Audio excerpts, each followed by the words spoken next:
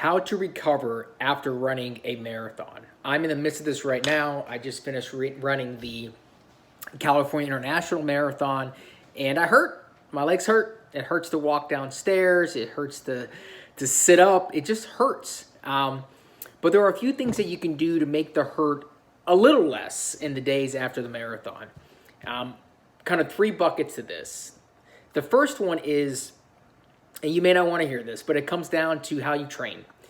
If you trained your body to run a marathon, you did the long runs, you did the mileage, you did the intensity, you did the terrain, the hills, etc., you're going to be in better shape because it will be less of a shock to your system than if you just got off your couch and ran 26.2 miles if you were able to finish.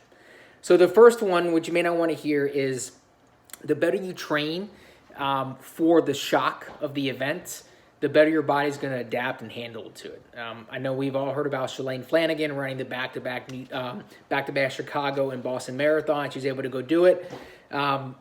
Most of us aren't Shalane Flanagan, so we can't go do those things like that. But what that does say is that she has trained so long and at such a high level that her body is less shocked by doing things like running marathons back-to-back. So that's the first one. You got to train well. Number two, what you do after the marathon, those couple hours after the marathon, are critical. The first one is when you are done running the marathon and you make it back to your hotel or you're kind of around the finish line, you want to make sure you get nutrients back into your body. You have just completely destroyed your leg muscles, and they need to rebuild themselves. And what they need to rebuild is protein. Those are the building blocks of muscles. And so if possible, within kind of that 30-minute to 1 hour window after you run or after you exercise in general, you want to increase your protein intake along with carbohydrates, but really increase your protein intake and give your body what it needs to repair muscles. That's critical. Get your protein, get your carbs, make sure you're hydrating. Don't forget to eat after you run that marathon, and try to do it in that magic window where your body can absorb the nutrients. That's going to help you repair the muscles so much better than if you don't eat until 2 to 3 hours later. Additionally, when you get back to your hotel, take an ice bath.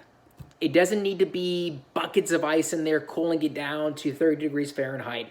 Anything where the water is like 55 degrees, which is cold to the touch. So just turn it on cold, fill up your bathtub, and hop in there for 10 minutes, 10 to 15 minutes.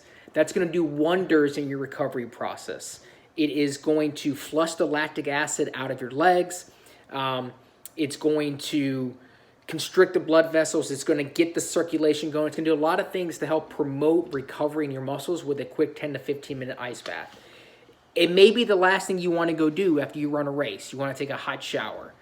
Take the ice bath. You're going to get a lot of advantages from it. Take your hot shower later. But if you do that, your legs are going to feel so much better the next day. The next thing on the day of the marathon is, as much as you want to, you can't just sit around all day. What you need to do is maybe every 30 minutes, after you take your ice bath, get up and just kind of walk around for like 5 minutes. You want to keep your legs moving to make sure the lactic acid is flushed out and to keep the circulation in the blood, which is carrying the nutrients that you need to your legs. And so you don't want to sit around all day. You want to get up every 30 minutes, just kind of walk around for a little bit, and then get back down again. You may not want to go do it, but if you do those things, it's going to help.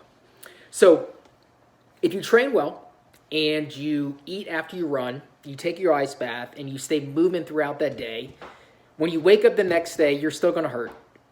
There's not much you can do about it. It's just a painful activity, a marathon. But the hurt will be a lot less, and it won't last for as many days afterwards if you do some of those tips. You're going to have a day or two after the marathon where your quads are still going to be sore, and you're going to be stovepiping. You're going to have a hard time walking down the stairs. That's just part of the process. It shouldn't last a week, though.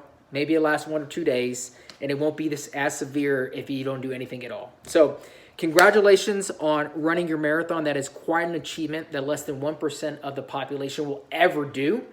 And I hope your recovery process goes just as well.